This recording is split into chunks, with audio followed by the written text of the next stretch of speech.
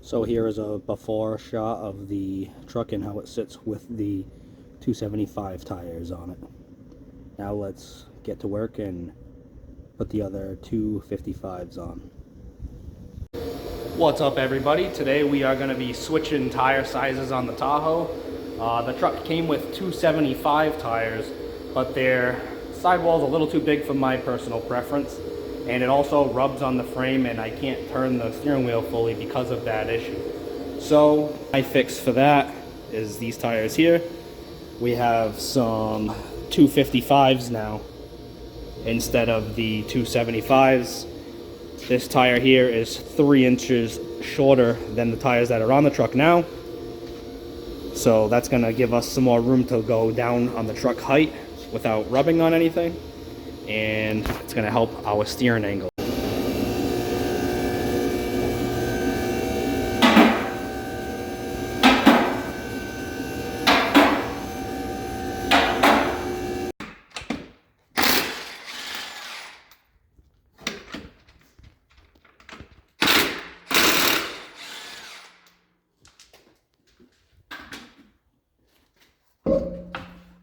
So here is one of the reasons, like I said, why we are replacing the tire size, to try to help out with the clearance issue. You can see that the tire has been rubbing the frame pretty good over here. So if we can stop that from happening, that's the goal. But I'll just cut it.